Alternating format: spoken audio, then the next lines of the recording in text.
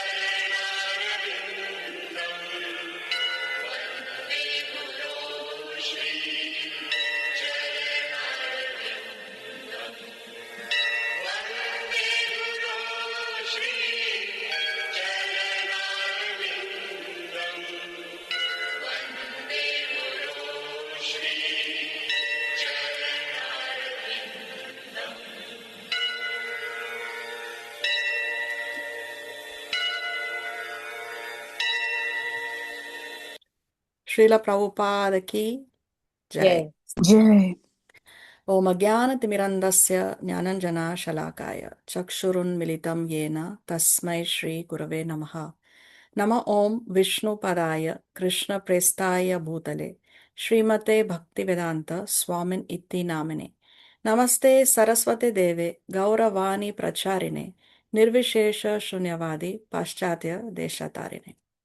Shri Chaitanya Manobhishtam Sthapitam Yena Bhutale Swayam Rupa Kadamahyam Dadati Swa Padantikam Vandeham Shri Guru Shri Yuta Padakamalam Shri Gurun Vaishnavamscha Shri Rupam Sagrajatam Sahagana Raghunatanvitam Tam Sajivam Sadvaitam Savadutam Parijana Sahitam Krishna Chaitanya Devam Shri Radha Krishna Padan Sahagana Lalita Shri Vishakhanvitamscha. He Krishna Karuna Sindhu Dina Bandhu Jagatpate Gopesha Gopika Kanta Radha Kanta Namostute Tapta Kanchana Gaurangi Radhe Vrindavaneshwari Vrishabhanu Sute Devi Pranamami Haripriye Vancha Kalpa Taruvyascha Kripa Sindhu Vya Evacha Patitanam Pavanebhyo Vaishnavebhyo Namo Namaha.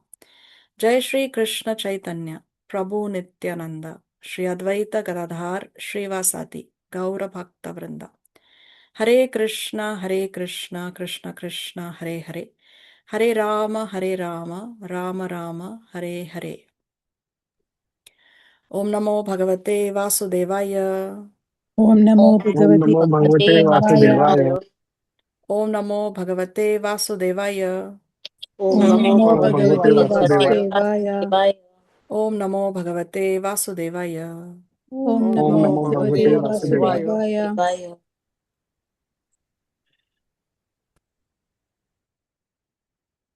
Okay, we welcome all of you to our weekly online Krishna book classes. We have with us here Shailesh Latkar, Auntie Neeta, Lavina Ramchandani, Joli Nandwani, Venkata Satya. I cannot read the rest of the name. I'm sorry, I'm not able to see it here. Then we have Karuna, Shreya Kalaria, Aja, Ritu Lalwani, Shantaram Latkar, Sheetal Latkar, Devina, Manju Nihalani, Durga Prasad, Wendy Perez. My husband is there. Then we have N.C. Venkatchari, Makarina Tapia, Dipti Adnani, Romi, Swapna Latkar, Meenakshi, Priyanka Jha, and Shri Radha Hari Devi Dasi. Okay. So what did we see in the previous class? Krishna's marriage, Krishna's marriage to, Rukmani. and after that? Birth of Pradyumna, Yes, the birth of Pradyumna and how Pradyumna was kidnapped, no? kidnapped, And then, and then how he came back to yes, Dwarka. yes, and how he came back to Dwarka. Okay, very nice.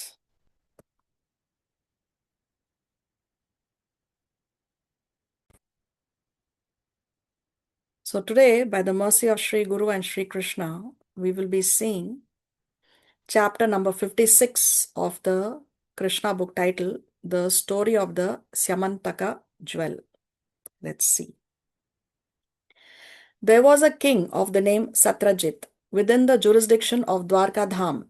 He was a great devotee of the sun god who awarded him the benediction of a jewel known as Syamantaka. Because of this Syamantaka jewel, there was a misunderstanding between King Satrajit and the Yadu dynasty.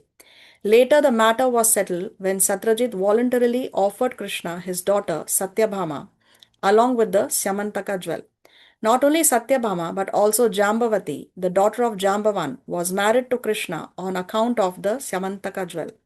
These two marriages took place before the appearance of Pradyumna, which was described in the last chapter. How King Satrajit offended the Yadu dynasty and how he later came to his senses and offered his daughter and the Syamantaka jewel to Krishna are described as follows.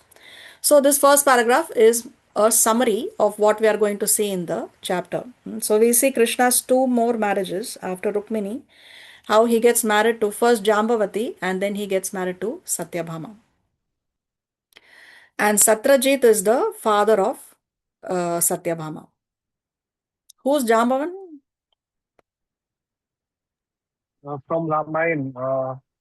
He is one of the oldest people on the council that Ram meets while invading Lanka. Uh-huh. And did Lord Ram promise anything to Jambavan when he was on this planet? Yes, then he said that during during sorry, during the current Yuga, he would come back in the form of Krishna, And and that he would give him darshan. okay, but there is something more to it. We will see that later. Okay. Yeah, Durga Prasad says in the chat that fight. Yes, that's what we will see in this chapter. Very good. Okay. Actually, Jambavan was also during the time of Vamanadev. When Vamanadev appeared in that Bali Maharaj pastime where Bali Maharaj promised him 3 steps of land and Vamanadev had appeared, that time Jambavan had circumambulated Lord Vamanadev. So he was also there during the time when Vamanadev was on the planet. And then of course also Lord Ram, and now again at the time of when Lord Krishna is personally on the planet. I had a question actually. Yes. Jambavan is supposed to be a bearish individual. Means if he's in the form of a bear, so then how does his daughter get married to Krishna? Just- Because they can change forms. He's not an ordinary bear. They can change forms. Okay. Since he was a great devotee of the sun god, King Satrajit gradually entered into a very friendly relationship with him. The sun god was pleased with him and delivered to him an exceptional jewel known as Syamantaka. When Satrajit wore this jewel in a locket around his neck, he appeared exactly like an imitation sun god. Putting on this jewel, he entered the city of Dwarka, and people thought that the sun god had come into the city to see Krishna. They knew that Krishna, being the supreme personality of Godhead, was sometimes visited by the demigods. So while Satrajit was visiting the city of Dwarka, all the inhabitants except Krishna took him to be the sun god himself. Although King Satrajit was known to everyone, he could not be recognized because of the dazzling effulgence of the Syamantaka jewel. So all the residents of Dwarka, they are thinking that this is none other than the sun god because that Syamantaka Muni is because of the light of the Syamantaka jewel that is so very bright, it's so brilliant that his face is covered, and they think that the sun god himself has come to visit Krishna in Dwarka. So sometimes the jivas, living entities, we may get carried away by the externals, and we don't actually verify the facts. So this is one problem that we jivas have, especially in Kali Yuga. It is very much intensified. We get carried away by seeing the externals. So we must actually verify the facts before we can come to any conclusions. Okay, mistaking Satrajit to be the sun god. Yes, Shailesh, you have your hand raised? One more question about Jambavan again. Is he one of the Chiranjivas? Yes, he lives an extraordinary long life. That is correct. And he's an eternal associate of the Lord also. So Thank you. when the Lord appears, again he is there a part of his pastimes. Mistaking Satrajit to be the sun god, some of the important citizens of Dwarka immediately went to Krishna to inform him that the sun god had arrived to see him. At that time, Krishna was playing chess. One of the important residents of Dwarka spoke thus: My dear Lord Narayan, you are the supreme personality of Godhead. In your plenary portion as Narayan or Vishnu, you have 4 hands with different symbols: the conch shell, disc, club, and lotus flower. You are actually the owner of everything. But in spite of your being the supreme personality of Godhead, Narayan, you descended in Vrindavan to act as the child of Yashoda Mata, who sometimes used to tie you up with her ropes, and you are celebrated therefore by the name Damodara. That Lord Krishna is the supreme personality of Godhead, Narayan, as accepted by the citizens of Dwarka, was later confirmed by the great Mayavadi philosopher leader Shankaracharya. By accepting the Lord as impersonal, he did not reject the Lord's personal form. Everything which has form in this material world is subject to creation, maintenance, and annihilation. But because the Supreme Personality of Godhead, Narayan, does not have a material form subject to these limitations, Shankaracharya, to convince the less intelligent men who take Krishna to be an ordinary human being, said that God is impersonal. This impersonality means that he is not a person of this material condition. He is a transcendental personality without a material body. So this is a very, very important paragraph for us to understand. So we know, or we have mentioned previously in our classes, how Chaitanya Mahaprabhu, who's none other than Krishna himself, he has said that Mayavad Bhasha Sunile Haya Sarvanasha. If you even listen to a Mayavad philosopher, then your destruction is imminent, no? Sarvanash. Why? Because this Mayavad philosophy is an offensive philosophy. It is offensive to the Lord. Because what is this Mayavad philosophy? Mayavad philosophy means that the supreme truth is impersonal Brahman, right? And from that impersonal Brahman, from the effulgence, from that light, great personalities like Krishna and Ram appear. And anybody, any jiva can be equal to God. Not can be, they say that we are equal to God. It's just that now our greatness is covered, no? But when the impurities go, then we become equal to God. We can become equal to Krishna. We can become equal to Lord Ram, like that. That is the Mayavad philosophy. But we know that Vaishnava philosophy is that we are eternally the servants of God. Nobody can be equal to or greater than God. We are eternally the servants of the Lord. The jivas are eternally servants of Bhagavan. That is the Vaishnava philosophy. So who is the chief exponent of this Mayavad philosophy is Shankaracharya. Shankaracharya was the one who preached the Mayavad philosophy. So who is actually Shankaracharya? He is none other than Lord Shiva. So why did he preach this Mayavad philosophy is what Srila Prabhupada is explaining in this paragraph. Shankaracharya, to convince the less intelligent men who take Krishna to be an ordinary human being, said that God is impersonal. So this is the reason why he said what he said. Of course, Lord Shiva, the Srimad Bhagavatam mentions that he is one of the 12 Mahajans, the 12 greatest authorities on the science of God. So this was a service that was allotted to Lord Shiva to actually test the test the sincerity of the devotees, no? So this, and because it is a service that was allotted to him to confuse those who are not sincere, therefore he preached this Mayavad philosophy. So therefore we need to understand from the right perspective why this Mayavad philosophy was preached by Shankaracharya, who's none other than Shiva himself. And when he says that God does not have a form, yes, God does not have a material form, but he does have a spiritual form. We should always understand the difference between material form and spiritual form.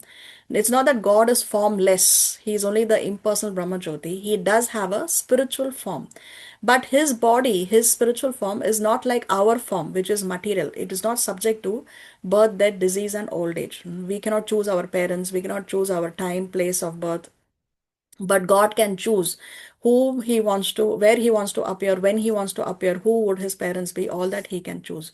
So that is a difference between having a material form and a spiritual form. So yes, God does not have a material form, but he does have a spiritual form. Nirgun Nirakar. When we say Nirgun Nirakar, God is Nirgun Nirakar. It means that he does not have any material gunas and material akar, right? He does not have any material qualities and material form, but he does have spiritual qualities and he does have a spiritual form. This is the correct meaning of that sentence. Yeah, Shreya, you have your hand raised? Yes, so if I'm not wrong, Bhaja Govindam was composed by him, right? And even Exactly. Jagannath Ashtakam. So Yes. then why did he do that? Towards Like, the end of his manifest pastimes, then he said, Bhaja Govinda, Bhaja Govinda, Bhaja Govinda, Mudamate. That was towards the end, so that the sincere can capture the message. That is the real preaching of actually Shankaracharya. See here in the Ishopanishad introduction, we are not going to read this now because of time constraints, but this is homework for you. It's a very, very important text here. So I would recommend that you please do read it slowly and try to understand. But here we see how Shankaracharya, he says, Narayan, the Supreme Personality of Godhead, is beyond this cosmic manifestation. So yes, he did confirm that Narayan is the Supreme, or Krishna, or Narayan is Krishna. And he has come as the son of Devaki and Vasudeva. So this is how we understand why Shankaracharya, or Lord Shiva, did what he did. And here also in the purport of, in one purport of Srimad Bhagavatam, let's read this text actually. These are 12 great authorities in preaching God consciousness. The name Shambhu means Lord Shiva. His disciplic succession is also known as the Vishnu Swami Sampradaya, and the current Vishnu Swami Sampradaya is also known as the Vallabh Sampradaya. The current Brahma Sampradaya is known as the Madhva Gaudiya Sampradaya. Even though Lord Shiva appeared to preach Mayavad philosophy, at the end of his pastimes, in the form of Shankaracharya, he preached the Vaishnava philosophy. Bhaja Govindam, Bhaja Govindam, Bhaja Govindam, Mudhamate. The word Mudha means foolish. So he's saying Bhaja Govindam, chant the name of Govinda. Govinda is none other than Krishna. So he's saying 3 times, chant the name of Krishna, chant the name of Krishna, chant the name of Krishna, Mudhamate. Oh fool. This is what Shankaracharya preached towards the end of his pastimes. He stressed worshipping Lord Krishna or Govinda 3 times in this verse and especially warned his followers that they could not possibly achieve deliverance or mukti simply by word jugglery and grammatical puzzles. If one is actually serious to attain mukti, he must worship Lord Krishna. That is Sripad Shankaracharya's last instruction. Last instruction. Mataji, can I ask you a question about Vallabhacharya? You said that this Sampradaya, Shiva Sampradaya is from Vallabhacharya. What does Vallabhacharya is? Where does it say Vallabhacharya? You said something about mentioning Vallabhacharya or something. It is known as Vallabha Sampradaya. This current, the disciplic succession of Lord Shiva is known as Vishnu Swami Sampradaya, and the current Vishnu Swami Sampradaya is also known as Vallabha Sampradaya. So they have acharyas. For each disciplic line has different acharyas. Prominent acharyas are there in the disciplic succession. Okay, thank you, Mataji. Yeah, Shreya, you have your hand raised? yeah, just wanted to share about Vallabh Sampradaya. So it's Vallabhacharya is the one who wrote Madhurashtakam when he saw Krishna. So, Okay. He saw Krishna. yeah, so the Srinathji temple in Nathdwara, Rajasthan, it's so it belongs to the Vallabha Sampradaya. Remember I told you about the Pushti Marg Sampradaya? Yes, So yes, yes. they are mentioning about that. So it is coming from the Rudra Sampradaya, right? Yes, Rudra Sampradaya, yes. Okay, okay. Nice. So, yeah. Mm. Thank you.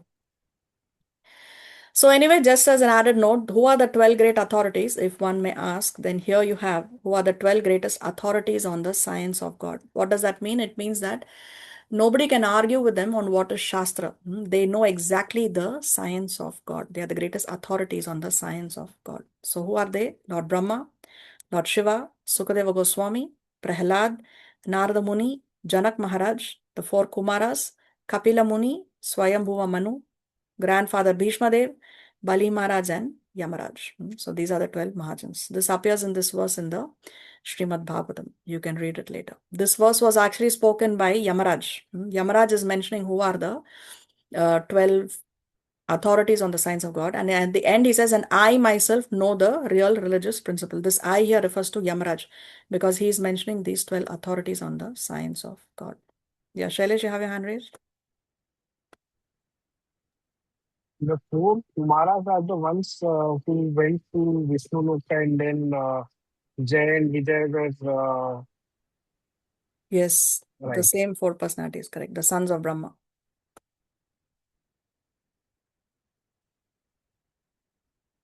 The citizens of Dwarka address Lord Krishna not only as Damodara but also as Govinda, which indicates that Krishna is very affectionate to the cows and calves, and just to refer to their intimate connection with Krishna, they addressed him as Yadunandana because he was born the son of Vasudev in the Yadu dynasty. The citizens of Dwarka concluded by addressing Krishna as the supreme master of the whole universe. They address Krishna in many different ways, proud of being citizens of Dwarka who could see Krishna daily. When Satrajit was visiting the city of Dwarka, the citizens felt great pride to think that although Krishna was living in Dwarka like an ordinary human being, the demigods were coming to see him. Thus they informed Lord Krishna that the sun god with his glaring bodily effulgence was coming to see him. The citizens of Dwarka confirmed that the sun god's coming into Dwarka was not very wonderful because people all over the universe who were searching after the Supreme Personality of Godhead knew that he had appeared in the Yadu dynasty and was living in Dwarka as one of the members of that family. Thus, the citizens expressed their joy on this occasion. On hearing the statements of his citizens, the all-pervasive personality of Godhead Krishna simply smiled. Being pleased with the citizens of Dwarka, Krishna informed them that the person they described as the sun god was actually King Satrajit, who had come to visit Dwarka city to show his opulence in the form of the valuable jewel obtained from the sun god. So, what is the reason that Satrajit has come to Dwarka city? To show his opulence. To show his opulence, no? It's not that he has come here to meet Krishna or visit The Krishna. question that you He asked. has Can you come repeat it? to show off his opulence. Okay, let's see what happens next. Satrajit, however, did not come to see Krishna. He was instead overwhelmed by the Syamantaka jewel. He installed the jewel in a temple to be worshipped by Brahmanas. He engaged for this purpose. This is an example of a less intelligent person worshipping a material thing. In the Bhagavad Gita, it is stated that less intelligent persons, in order to get immediate results from their fruitive activities, worship the demigods created within this universe. The word materialist means one concerned with gratification of the senses within this material world. So he has now started the worship of the Syamantaka jewel. He has made a temple, he has this altar, and he's having some brahmanas engage in the worship of this Syamantaka jewel. He is not interested in meeting Krishna. Mataji, Yes. why has he come? Sorry. Also installing the jewel like that. What's that? I didn't understand. Shreya? How is he allowed to do that? Randomly entering the temple and then worshipping the Syamantaka jewel and everything. Yeah, Like so who he, has allowed him to do this? yeah, because he's also a king. He's also a king. It's like you have emperors and kings. So Satrajit is also king. Therefore, he's allowed to do what he's doing. Yeah, Jolie? Mataji, why this temple? Why? I mean, he must have come from his own, town, but why has he come specifically there to worship the Java and Because he not wants to somewhere else? purposely show off his opulence in Dwarka. Because he knows Krishna is having this opulent Dwarka city, and he wants to purposely show off his opulence there. Okay? But how can Okay, he build a temple there inside Dwarka? It's another country, right? No, Different. he's also a king within that jurisdiction. It's like how Okay. Nanda Maharaj is the king of the cowherd community and he had to pay taxes to Kamsa, right? So you have he's also a king, but he's a king under another jurisdiction, like that. Okay. But he is also from Dwarka, right? He's come from outside Dwarka, but within the same geographical location, he's also a king. Like how, Yeah. again, the example of Nanda Maharaj and Kamsa, like that. Oh, okay. Yeah, Shailesh? I just want to know who is the current king of Dwarka, because initially it says that as a king, Krishna wanted the jewel to be submitted to Ugrasen. But then in an earlier chapter, it says that Krishna was declared the king of Dwarka or the head of Dwarka. So what is the current situation? So Ugrasena is the one who's sitting on the throne, but Krishna is the one who's managing the affairs. So both are considered kings. So officially, Ugrasen is the king. Yes, officially, yes, Ugrasena is the king. But Krishna is considered as the king, like that, by the citizens, etc. Although Krishna later asked for the Syamantaka jewel, King Satyajit did not deliver it. On the contrary, he installed the jewel for his own purposes of worship. And who would not worship that jewel? The Syamantaka jewel was so powerful that daily it produced a large quantity of gold. A quantity of gold is counted by a measurement called a bhara. According to Vedic formulas, one bhara is equal to 21 pounds and one mound equals about 82 pounds. The jewel was producing about 170 pounds of gold every day.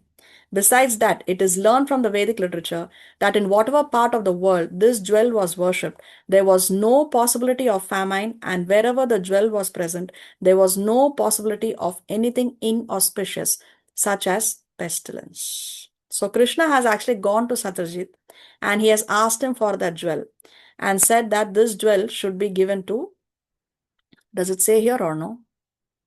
That actually he tells him that It the jewel says should be given Ugrasen. to Ugrasen. Yeah, it should be given to Ugrasen. So what do you think about Krishna asking him for the jewel? Why do you think Krishna is asking him for the jewel? Because he sees it as a distraction. What's that? I didn't understand. Because he sees it as a distraction Sees it as a distraction for whom?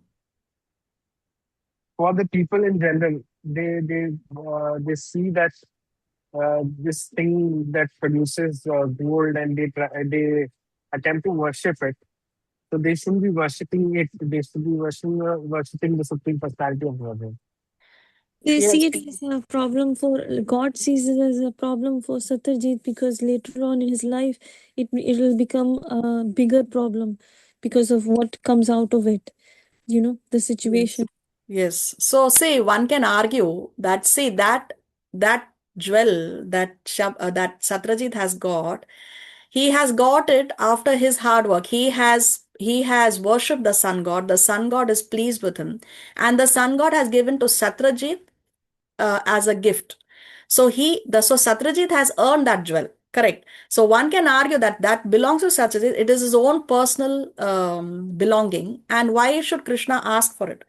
So the answer is yes, what both of you said, that actually Krishna is the well-wisher of all the living entities, and he already knows that Satyajit will not be able to handle that jewel. If it is given to Ugrasena, the king, now what does the king do? He uses the national treasury for the well-being or the benefit of all the people in the kingdom, for his subjects in general. So therefore, the king can possess such powerful Such a powerful jewel. But Satyajit will not be able to handle it. And we will see how, although it says here that there is, wherever the jewel is present, there is no possibility of anything inauspicious. There is no possibility of anything inauspicious. But still, we will see that this jewel actually has brought a lot of inauspiciousness, lot of headaches for Satyajit, lot of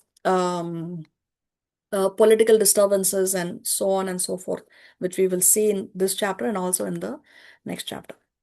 And what do you think about the jewel? Is it a very nice, wonderful jewel? It's like a effulgence wherever, like whoever wears it or wherever it's worshipped or wherever it's present, there's no pastile and there's no sumptuousness. So it's a very nice thing if you use it spiritually, if you use it for the whole world because you are a king, and if you obey the laws of Krishna as to where it was should be kept. If Krishna tells you it should be given to this king, or it should be kept like that for the benefit of all, then you can use it and it's a very auspicious thing.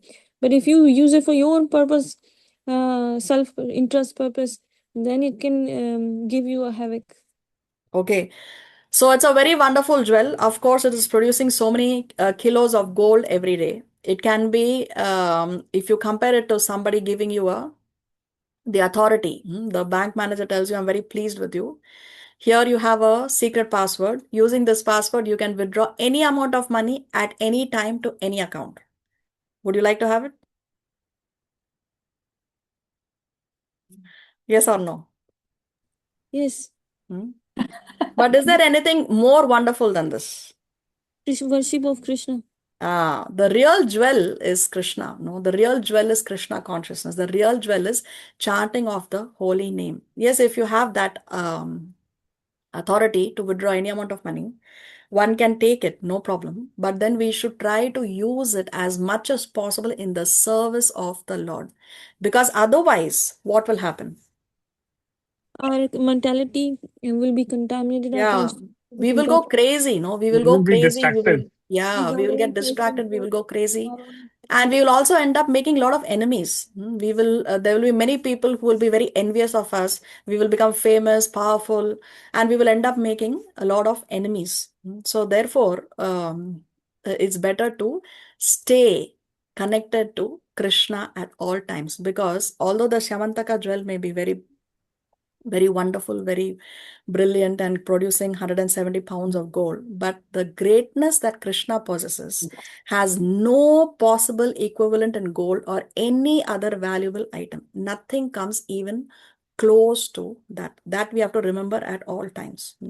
The Srimad Bhagavatam actually says that chanting the name of Krishna is the most auspicious activity in the whole universe. The most auspicious activity in the whole universe. Why? Because the chanting of the name of Krishna is not different from Krishna. Krishna's name and Krishna, they are not different from each other. And Mataji, this money also could be used in a wrong way.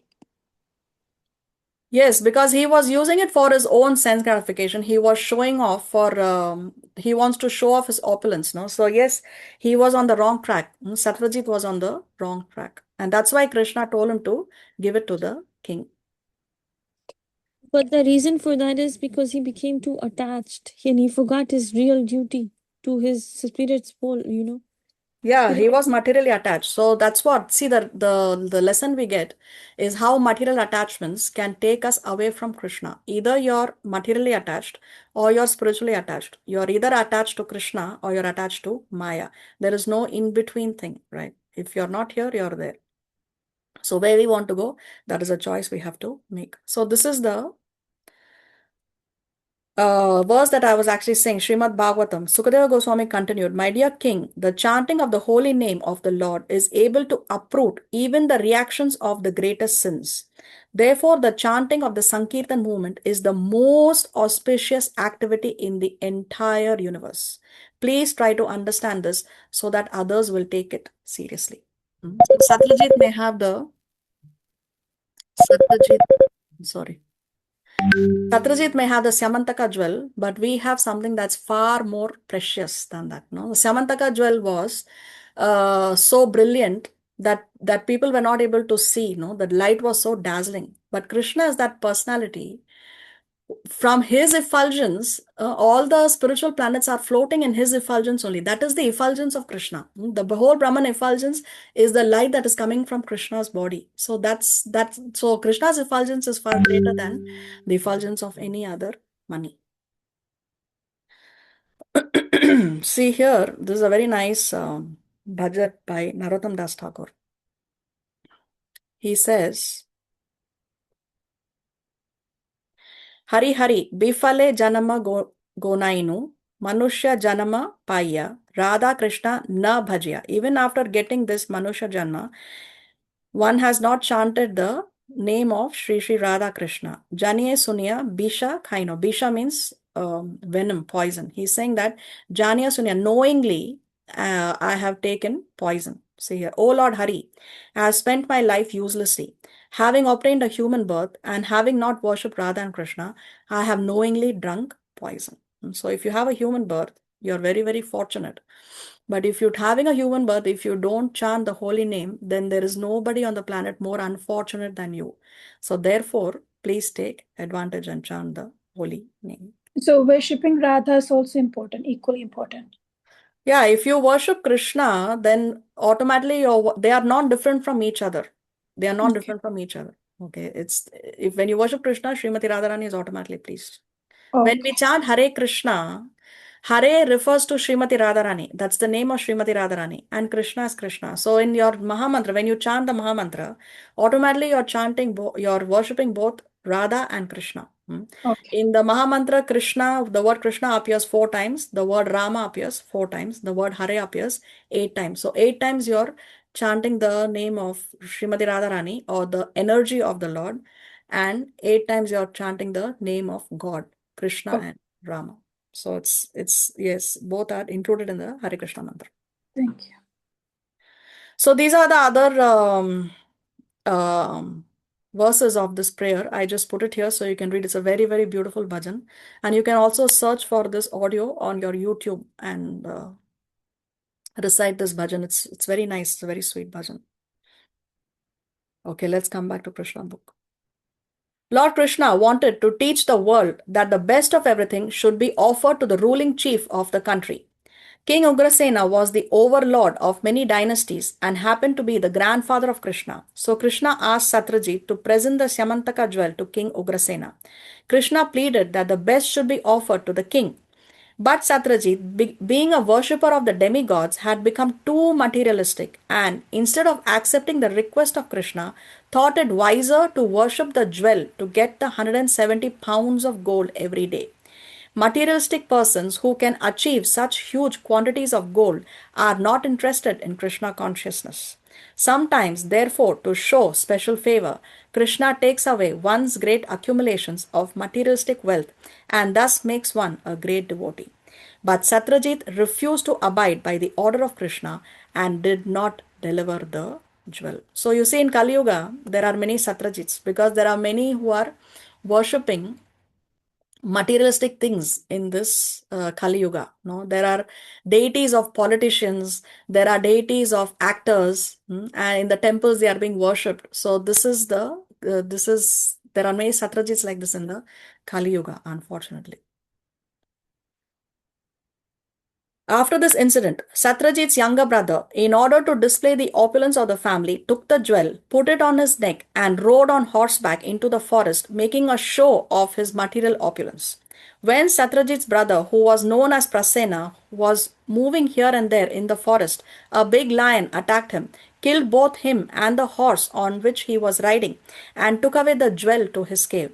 News of this was received by the king of bears, Jambavan, who then killed that lion in the cave and took away the jewel. Jambavan had been a great devotee of the Lord since the time of Lord Ramachandra. So he did not take the valuable jewel as something he very much needed. He gave it to his young son to play as a toy. So now, even though this jewel is supposed to not bring any auspiciousness, that jewel has actually brought about the death of the younger brother of Satyajit. What's his name? Parasen. Prasena, no? Prasena here. So he was killed by a lion, and then that lion was killed by Jambavan. Now Jambavan is not giving much value to that jewel because he's a devotee. He has just given it to his son to play with it as a toy. Now let's see what happens next. In the city, when Satyajit's younger brother Prasena did not return from the forest with the jewel, Satyajit became very upset. He did not know that his brother had been killed by a lion and that the lion had been killed by Jambavan. He thought instead that because Krishna wanted that jewel, which had not been delivered to him, Krishna might have therefore taken the jewel from Prasena by force and killed him. This idea grew into a rumor which Satyajit spread in every part of Dwarka. So see, Satyajit has not only refused to follow Krishna's instruction, but now he is spreading rumors about Krishna. He is falsely accusing Krishna of having killed his brother and stolen the jewel. So he's gone even more crazy. So Yeah, Mataji, Shreya? So how did this jewel reach to Prasena? It was with Satyajit, right? Yeah, he gave it to his younger brother for safekeeping. Okay, so this happened like after what we saw before, right? Like him installing it in the Yeah, they would install and worship also, and then they would also wear it as a jewel to show off. Both things were done, and he told Satyajit, "You take care of the jewel. You because since Krishna asked Satyajit for the jewel, he said, okay, better you keep it safely. You take care of it like that."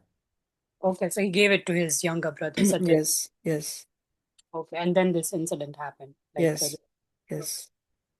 Mataji, that story that you just said, it depicts like if you disobey Krishna's orders or his will, then all these difficulties that Satyajit had to go through, that his brother got killed by the lion and the horse got killed, and then the Syamantaka jewel moved to someone else. You come to see only because of his disobeying the instruction of Krishna to give. Yes, yes, that is correct. The false rumor that Krishna had killed Prasena and taken away the jewel spread everywhere like wildfire. Krishna did not like to be defamed in that way, and therefore he decided that he would go to the forest and find the Syamantaka jewel. Taking with him some of the important inhabitants of Dwarka, Krishna went to search out Prasena, the brother of Satyajit, and found him dead, killed by the lion. At the same time, Krishna also found the lion killed by Jambavan, who was generally called Riksha. It was found that the lion had been killed by the hand of Riksha without the assistance of any weapon. Krishna and the citizens of Dwarka then found in the forest a great tunnel, said to be the path to Riksha's house. Krishna knew that the inhabitants of Dwarka would be afraid to enter the tunnel. Therefore, he asked them to remain outside, and he himself entered the dark tunnel alone to find Riksha Jambavan. After entering the tunnel, Krishna saw that the valuable jewel known as Syamantaka had been given to the son of Riksha as a toy. To take the jewel from the child, Krishna approached and stood before him.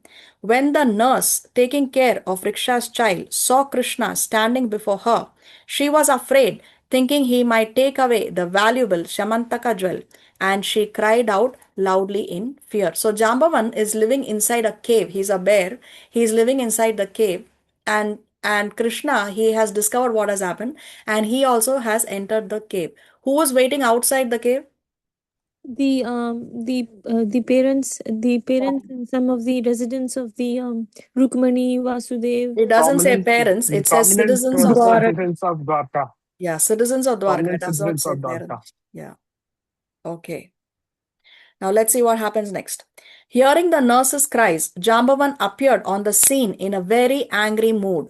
Jambavan was actually a great devotee of Lord Krishna, but because he was angry, he could not recognize his master and thought him to be an ordinary man. This brings to mind the statement of the Bhagavad Gita in which the Lord advises Arjuna to get free from anger, greed, and lust in order to rise to the spiritual platform. Lust, anger, and greed run parallel in the heart and check one's progress on the spiritual path. So Jambavan has failed to recognize his Supreme Lord because he is... Because he's angry now. Yeah, So because he is angry, Angry. and in his anger, he has not recognized his Supreme Lord. Let's see what happens next. Not recognizing his master, Jambavan challenged him to fight. There was then a great fight between Krishna and Jambavan in which they fought like two opposing vultures. Whenever there is an eatable corpse, the vultures fight heartily over the prey. Krishna and Jambavan first of all fought with weapons, then with stones, then with big trees, then hand to hand, until at last they were hitting each other with their fists, their blows like the striking of thunderbolts. Each expected victory over the other. But the fighting continued for 28 days, both in daytime and at night, without stopping. So just imagine 28 days continuously, day and night, without stopping. This fight is happening between Bhakta and Bhagavan. Although Jambavan was the strongest living entity of that time, practically all the joints of his bodily limbs were slackened and his strength was reduced practically to nil, for he was struck constantly by the fists of Sri Krishna. Feeling very tired with perspiration all over his body, Jambavan was astonished. Who was this opponent who was fighting so hard with him? Jambavan was quite aware of his own superhuman bodily strength. But when he felt tired from being struck by Krishna, he could understand that Krishna was no one else but his worshipable Lord, the Supreme Personality of Godhead. This incident has special significance for devotees. In the beginning, Jambavan could not understand Krishna because his vision was obscured by material attachments. He was attached to his boy and to the greatly valuable Syamantaka jewel, which he did not want to spare for Krishna. In fact, when Krishna came there, he was angry, thinking that Krishna had come to take away the jewel. This is the material position.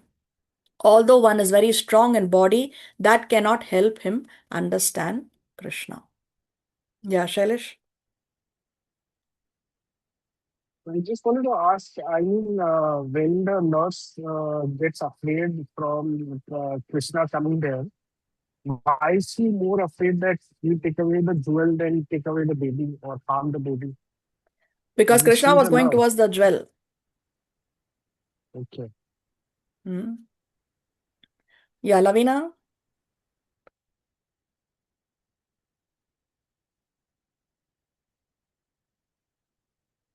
Lavina, I can't hear you. You're on mute. Sorry. The thing is that in the beginning, because of his anger, he did not recognize Krishna. But now in the end, towards this page, it says that he did not want to give the jewel to Krishna. That means he recognized Krishna in the end. In the end, yes, because he saw that how he is not able to defeat Krishna, and he knows that other than God, nobody else can defeat him. Because see here, the first line says he was the strongest living entity of that time. Nobody is stronger than Jambavan at that time on the planet. So he knows the only person who can defeat him is the Lord himself. So towards the end, now he recognizes. But even though he was a devotee of Krishna, still he didn't want to give the jewel. No, initially he didn't want to give the jewel because initially he didn't recognize, but now later on he will give the jewel. We will read that in the next part. Okay. Thank you. Okay, so Venkata Satya Chidambara, your question? Your hand is raised? Mataji, yes, this is Swami. Oh, Swami, okay. Tell me. The same story is described in Ganesh Puja. I think this was because the Krishna has seen the moon on the Chaturthi, Ganesh Chaturthi day, so he got this kind of what we say in English. I didn't get this kind of opulent. I mean, kind of. I'm not sure exactly the word.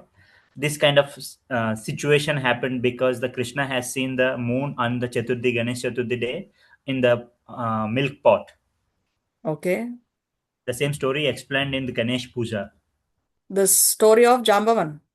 Yes, Mataji. The Yes. Shamantaka Mani story. Okay. Whole. Okay. Nice. Thank you.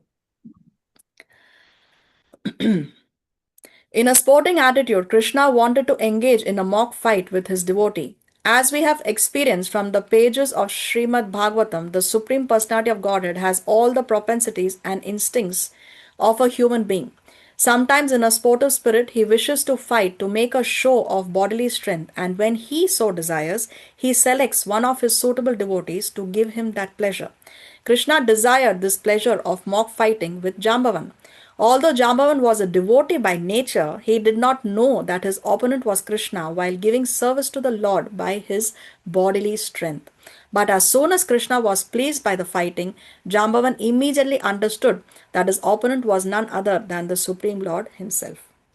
The conclusion is that he could understand Krishna by his service, for Krishna is sometimes satisfied by fighting also. So see here, you are getting another angle of vision as to why Krishna fought that, because see, Krishna, God, he has this desire to have a nice opponent whom he can fight like a sport, no, like a sport.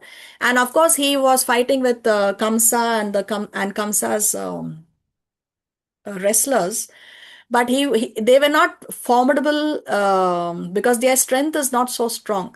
But Jambavan, yes, because he is the strongest living entity, by fighting Krishna, Jambavan is actually rendering service to Krishna, because Jambavan is a devotee.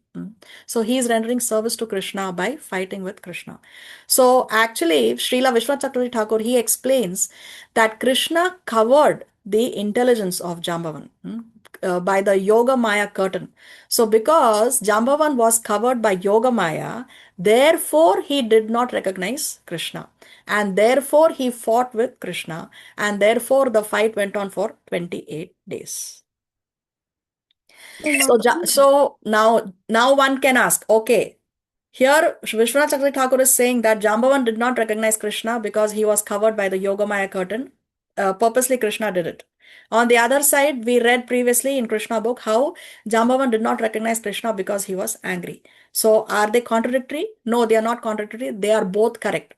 Because Krishna covered Jambavan, that's why Jambavan was angry, and that's why Jambavan did not recognize Krishna, and therefore they fought for 28 days. So both versions are correct. One is from the external angle of vision, that Jambavan was angry, therefore he did not recognize Krishna. But Srila Vishwanath Chakravarti Thakur is giving you a deeper meaning. He's giving more insight into this. Yes, Jambavan was angry. Why? Because Krishna covered him. So both versions are correct. Why Srila Prabhupada is not explaining the internal reason is because every acharya will preach according to what is required for that circumstance, no? And Srila Prabhupada's writing style is he does not only give you the message, he actually wants to drive a point home. He wants to get the message across. So what is the message Srila Prabhupada wants to get across is that if you are materially attached, if you are angry, then you end up taking all the wrong decisions. So that's the message Srila Prabhupada wants to drive home. He wants to get that message across. So because Krishna also in the Bhagavad Gita, he says that lust, anger, and greed are the three gateways to hell. And so this is how we understand. And Krishna didn't cover Jambavan only because Krishna himself wanted to fight, but it is also Jambavan's desire to have a good fight, to serve Krishna like that, because he is having what is called as the Veera Ras. No, we know that there are mellows. No, we have discussed previously the 5 rasas: Shantaras, Dasyaras, Sakhyaras, Vatsalyaras, and Madhuryaras. How different devotees, they connect to Krishna in different ways, in neutrality, as a servant, as a friend, as a parent, and as a conjugal lover. So Srimati Radharani is in the Madhurya Ras. Yashoda Mata, Nanda Maharaj, they are in the Vatsalya Ras. Arjuna is in the Sakhya Ras. So like this, different devotees have different mellows. But there are also secondary rasas. There are 7 secondary rasas. One of that rasas is Veera Ras. Veera Ras means actually I have the list here. The rasa to, where did I put that? Here, see. The rasa of chivalry, courage, and honor. So, Jambavan was connecting with the Lord in the Veera Ras, and he had requested Lord Ram that he wants to have this ras with Lord Ramachandra. But Lord Ramachandra said, I will fulfill your desire when in the next incarnation. So therefore Krishna now, he's come, he's fulfilling the desire of Jambavan. He's fulfilling the promise that Lord Ram gave to Jambavan. And also Krishna also, he also wants to have a good fight as a sport. So therefore this whole incident is orchestrated by Krishna. So Krishna is the one who orchestrates that Jambavan is put into the Yogamaya curtain, and therefore he fails to recognize Krishna. This is how we understand this incident. Yeah, Shreya, you have your hand raised. Yes. So are we always covered by Mahamaya? So is there a possibility that what we saw here, sometimes Krishna covers us with anger or something like anger, lust, or greed, or anything like that? For one, see, you said Mahamaya. Mahamaya is one is covered by Mahamaya when one is a non-devotee. Okay, if like Satrajit, he was covered by Mahamaya because he was actually attached to the jewel. He was not. It was not. That was not orchestrated by Krishna. He is actually under Mahamaya. But Jambavan is under Yogamaya. Yogamaya deals with devotees. Mahamaya deals with non-devotees. So if we have to be covered by Yogamaya, for that we have to be a very, very advanced, pure devotee at the level of Jambavan. So until then, like it's whatever like lust, anger, or greed, or anything we experience is controlled by Maya, right? Yes, Mahamaya. Yes, that's correct. Okay. But Mataji, even that Krishna is controlling? Krishna controls everything. So even Krishna, then, there's nothing outside of control of Krishna. even then when we are in conditioned souls and non-devotee souls and we are angry and lust and greed comes upon us, so control is in Krishna's hand? Krishna controls everything, but the point here is that in that case, we are using our free will to be angry because we are we have chosen to move away from Krishna. We have chosen Maya. So because we made that choice, therefore we are under the influence of Mahamaya. But ultimately, Mahamaya also is following the instructions of Krishna, which is to test the sincerity of the jivas. So until we become pure devotees like Jambavan, we are under the influence of Mahamaya, not Correct. Yogamaya. Correct. That is correct. Thank you. Thank you.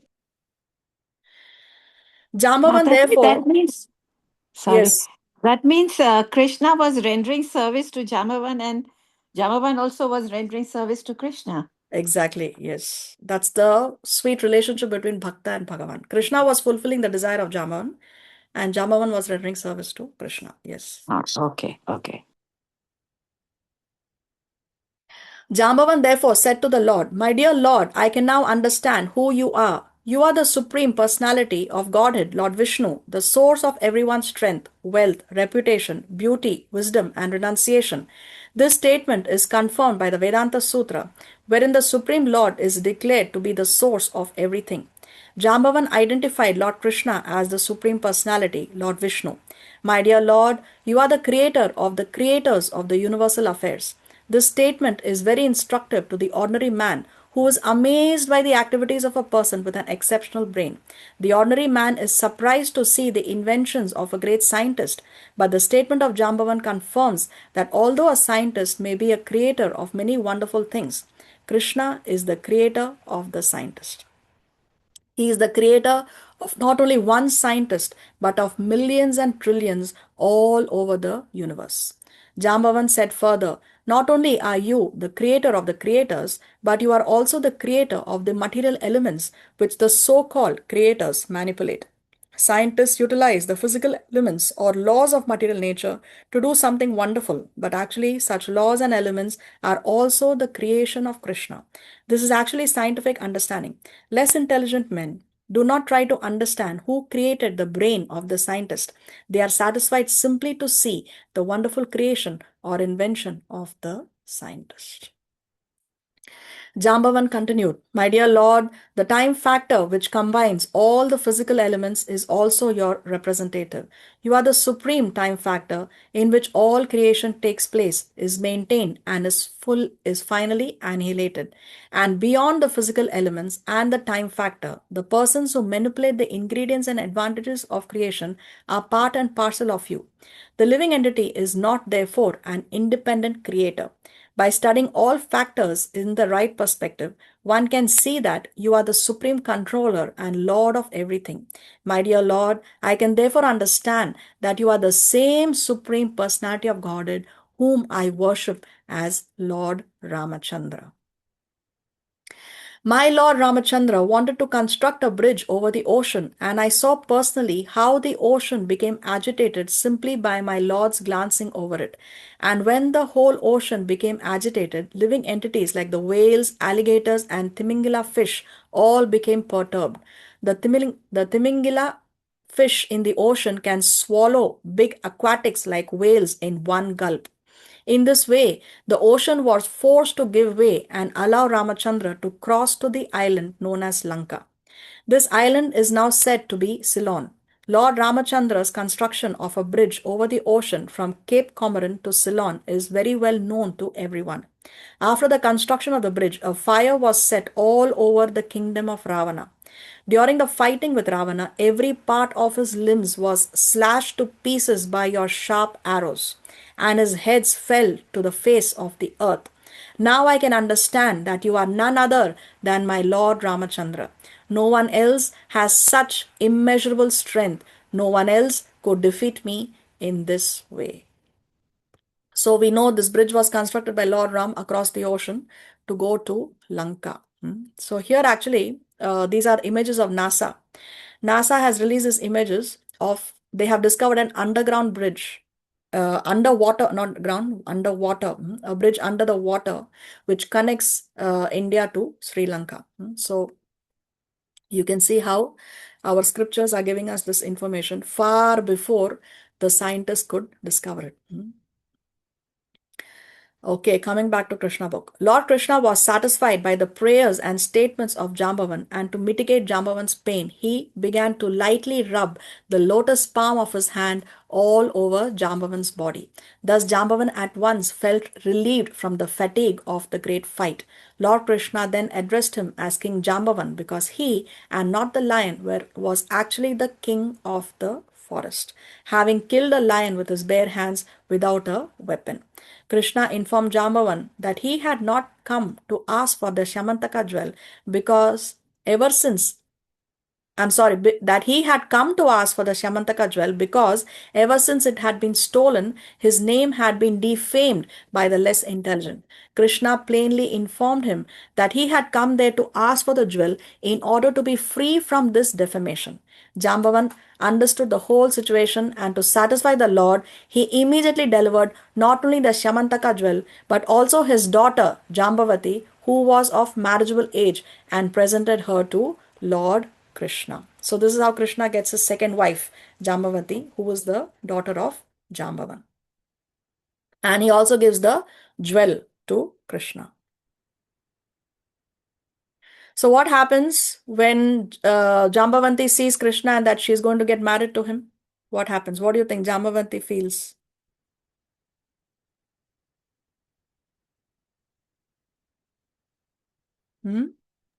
See here in the Gopal Champu, Sri Jiva Goswami is explaining, attaining Krishna, on whom she had meditated from birth as a husband, Jambavanti fainted and her father became disturbed. So she has fainted when she sees that she's getting Krishna as a husband. What's her meditation?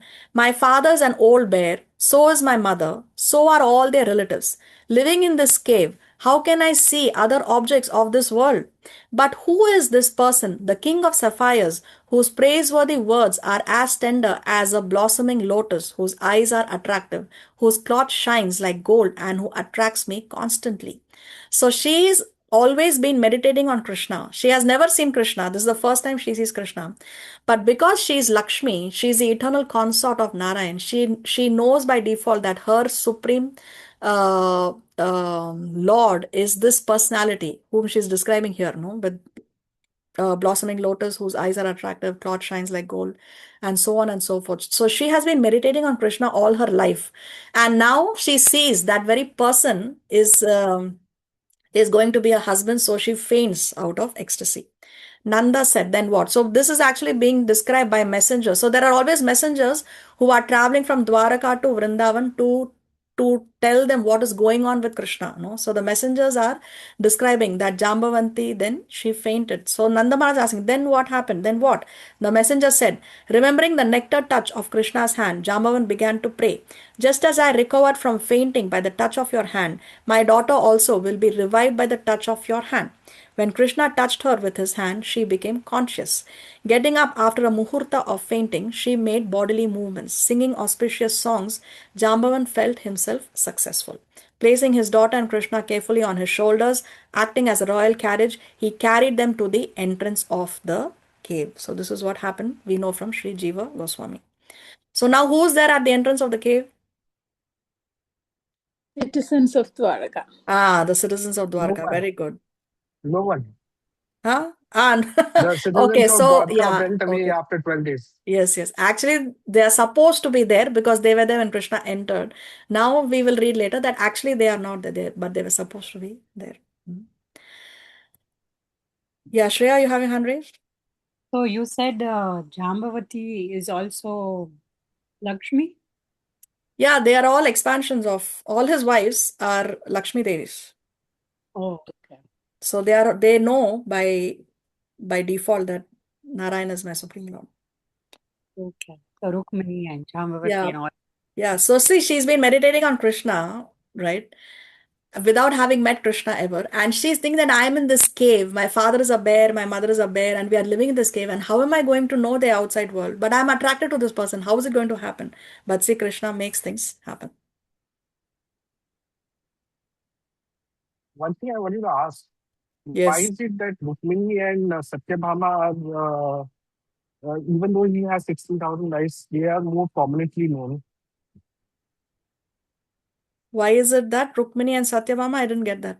I think you need to Are speak closer to the prominently mic. why is it that Rukmini and Satyabhama are more prominently known among the 16,000 wives? Yeah, so there are prominent wives. Krishna has 8 principal wives, and they are more prominent. Why? I don't know. But they're the more prominent. Even the gopis is like that. You have 8 Ashta Sakhis, the 8 more prominent gopis. But there are also other gopis. Mataji, why that Hanumanji there Where? on the No, picture? that's not Hanuman, that's Jambavan. Oh, okay. And also there is a question in the chat, I think.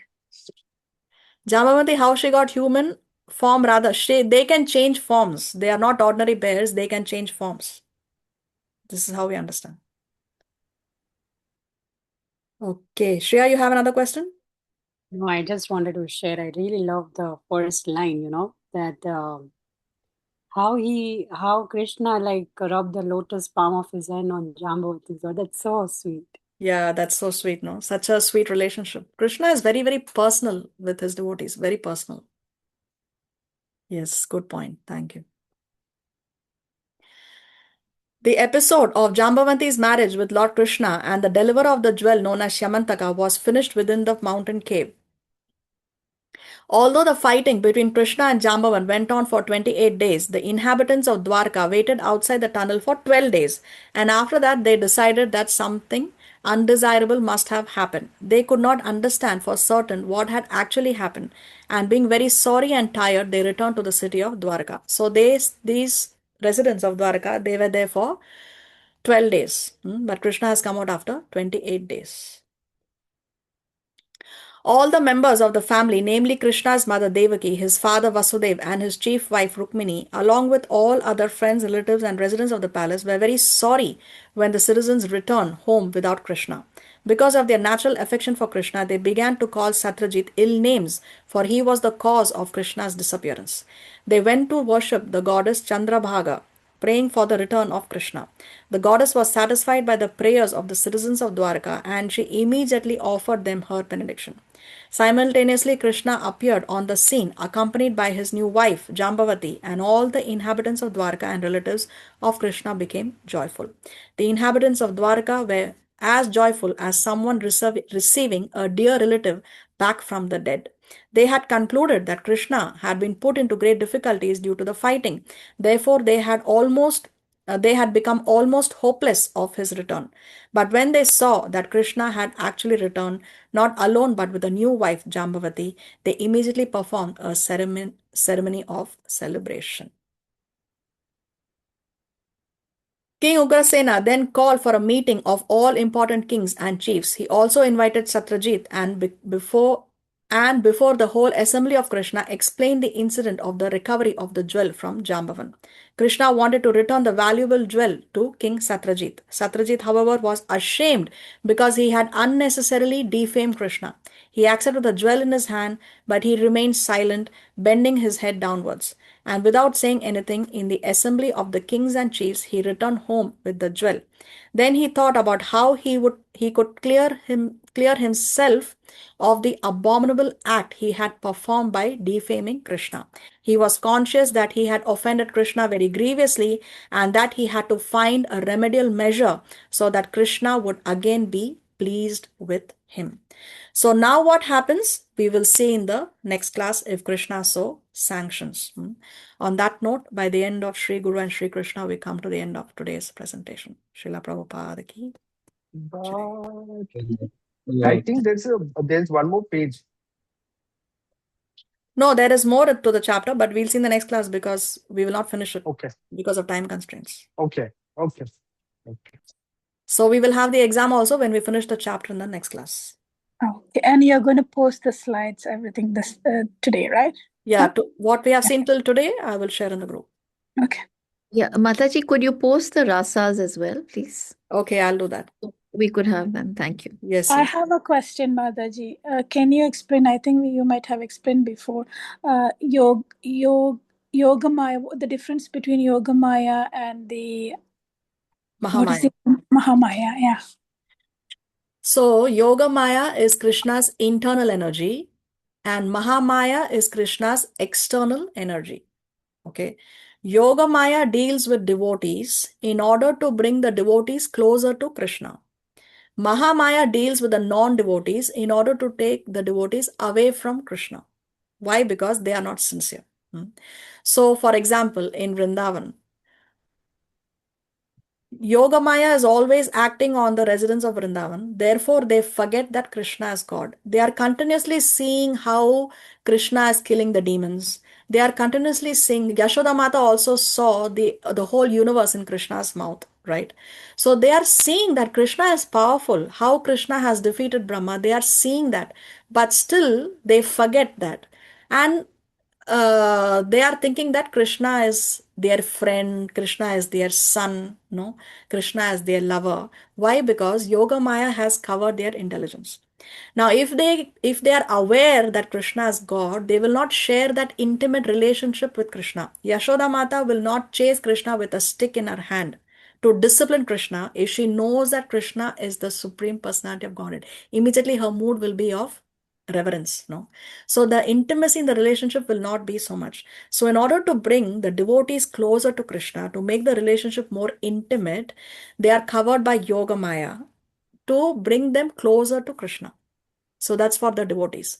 But the non-devotees like Kamsa and Satrajit, what we saw today, they are under the curtain of Mahamaya. So Mahamaya is alluring them with temptations so that they can go away from Krishna. Why? Because they are not sincere. If they are sincere, then they will overcome the temptations of Mahamaya and they will go closer and closer to Krishna. So Yogamaya is Krishna's internal energy, Mahamaya is Krishna's external energy. Yogamaya brings people, devotees closer to Krishna. Mahamaya takes the non-devotees away from Krishna. Mahamaya will never deal with the devotees and Yogamaya will never deal with the non-devotees. Okay, thank you. You're welcome. Yeah, Shailesh?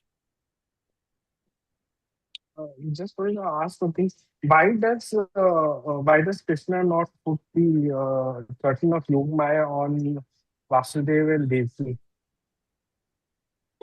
Because their mood is more of reverence. They did a lot of tapasya, a lot of austerities to get Krishna. They are not at the spontaneous level of love. See, they love Krishna. They are pure devotees, but they are not on the spontaneous level like the residents of Vrindavan, like Yashoda and Nanda Maharaj. Yashoda and Nanda Maharaj are more, even more advanced than Devaki and Vasudev. They are even more advanced. It's not that it's not that they are covered by Mahamaya, right? But they are not covered by Yogamaya either, because their relationship with Krishna is more formal. That's their rasa with Krishna. They are not at the level of spontaneous love. So it is the difference between Goloka and Vishnu Loka. What do you mean by Vishnu Loka? The Vaikuntha planets? I'm sorry, Vaikuntha planets, yes. So, see, the spiritual world is in the form of a lotus. Goloka is the center of the lotus, and the Vaikuntha planets are like the petals of the lotus. So, in Goloka, Krishna is residing eternally as a 16-year-old boy, and Radharani is residing eternally as a 14-year-old girl. And these pastimes of Krishna with the gopis and the gopas is eternally going on in Golok Vrindavan. Right there, Krishna is a cowherd boy, and Srimati Radharani is a cowherd girl. And all these pastimes with the cowherd boy and cowherd girl, all these pastimes that we read in Vrindavan Leela are actually eternally going on in Goloka. In the Vaikuntha planets, the Lord or Krishna is residing in the four-handed Narayan form. Four-handed Narayan form. And the mood is that of reverence. The residents of Goloka don't know that Krishna is God. They have the spontaneous love rasa with Krishna. But in Vaikuntha planets, the residents of Vaikuntha planets, they know that this Narayan is the supreme personality of Godhead. So there the mood is of reverence. Mood is of reverence. But both are eternal abodes. Both are eternal abodes. But there is more pleasure, joy in Goloka than in Vaikuntha planets. There is more intimacy in Goloka than in Vaikuntha planets. Anything else? So if the leelas are still happening in Goloka, again there is pleasure and pain there, right? Because No, when the Rakshasas come, you do something against them, then they are afraid and they have pain, no? no, there is no pain in Goloka nor Vaikuntha. There the mood is ever increasing bliss. The bliss is full, and even that complete bliss is ever increasing. That is the mood in Goloka and Vaikuntha. That's the mood in spiritual world. There are two How In things. See, there are Goloka, two things that Krishna cannot do in the spiritual world that he can do in the material world. One is he cannot preach because everybody there is a fully realized soul. And two is there is no killing of demons. Of course, it's not that he cannot do. There is nothing that God cannot do. If he wants, he can make his eternal associate only a demon and again kill him. So that is God, that is Krishna. But rather he does not do it because there are no demons there. Everybody is a fully realized soul. So even for us as devotees, let's say you like to preach a lot, but whom will you preach to in the spiritual world? So previously we discussed how what seva we are doing here can be an indication of the seva that you were doing in the spiritual world. But if you want to preach, then you have to come to the material world because there everybody is a fully realized soul. So there, this pastime of Krishna killing the demons does not happen. That happens here in the material planets. Oh, okay. So there is no unpleasant things happen. No, Leelas in. no, Okay. no. Oh. Yeah, Shreya? and also in this case, Krishna never leaves Golok. Yes, Krishna Unlike, eternally resides in Golok. Even when he comes here, the Golok pastimes are continuously going on, and even the material pastimes are continually going on. Yes, that's correct. Shreya? Yeah. Like we heard that, right? When Krishna came to the material world, he brought down like Govardhan Parvat here, right? Yes. So I mean, Govardhan Parvat is here, but it's also still in the Goloka right now. Yes, Both. I mean, they are simultaneously there in both. exactly. You said it simultaneously. Yes, that's correct. Anything else we need to discuss? Mataji, that means Krishna can help a devotee to come out from Mahamaya to Yogmaya, right? Yes, most definitely. But we have to be sincere. We have to desire it first. If we sincerely desire, Krishna will do it. Krishna can overwrite many things. He can overwrite everything. No? But for that, first of all, we have to take the first step. No, we have to be sincere. Right. Just as how Rukmini, she wrote to Krishna, right? She was the one who took the initiative. She wrote to Krishna. So therefore, then Krishna reciprocated. So we have to appeal to Krishna.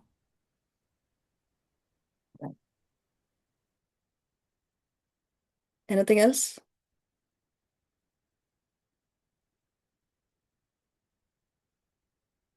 All right, then, since, yeah, Shreya? Yeah, no, I'm saying you ended the chapter on a very suspense. That sounds like a web series. Next day.